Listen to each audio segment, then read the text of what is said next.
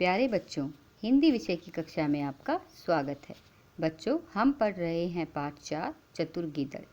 अब तक हम इसका भाग 1 व भाग 2 पढ़ चुके हैं और आज हम पढ़ेंगे इस पाठ का सबसे आखिरी भाग और तीसरा भाग। इससे पहले हमने पढ़ा और जाना कि कैसे गीदड़ और गीदड़ी अपनी चतुराई से योजना बनाते हैं और शेर को गुफा के बाहर से ही डराकर भगा देते हैं।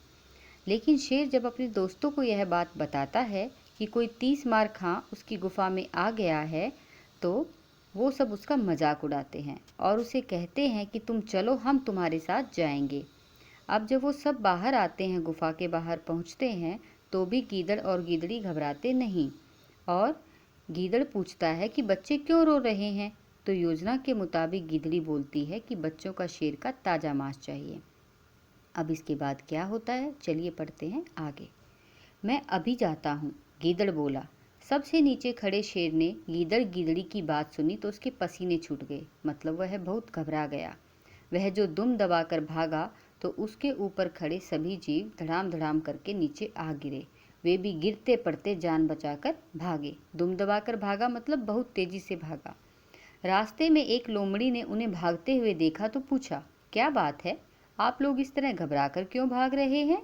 शेर रुककर हांफते हांफते बोला, मेरी गुफा पर किसी 30 मार खां नाम के भयानक जानवर ने कब्जा कर लिया है, मतलब अधिकार कर लिया है।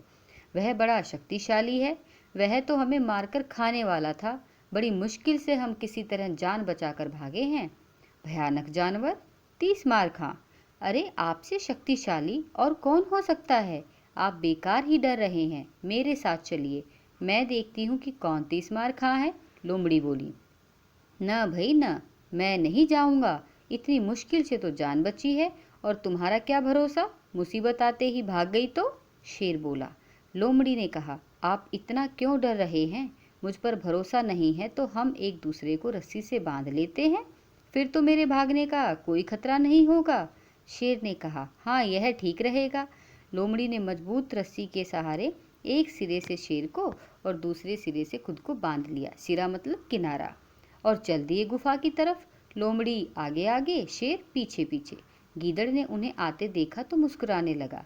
उनके गुफा के पास आते ही गीदड़ चिल्लाकर बोला, लोमड़ी की बच्ची, मैंने तुझे 2 शेर लाने के लिए कहा था और तू ये मरियल सा एक ही शेर लेकर आई है। मरियल सा मतलब कमजोर। इतना सुनना था कि शेर धोखा धोखा चिल्लाता हुआ सिर पर पांव रखकर भागा। अब सिर पर पांव रखकर भागना मतलब जितना तेजी से वो भाग सकता था। लोमड़ी रुको रुको चिल्लाती रह गई, पर शेर को तो अपनी जान की पड़ी थी। वह लोमड़ी को भी साथ में घसीटता हुआ भागता गया भागता गया। झाड़ियों और पत्थरों से टकरा टकरा कर बेचारी लोमड़ी की जान निकल गई और शेर फिर कभी उस गुफा की तरफ नहीं आया।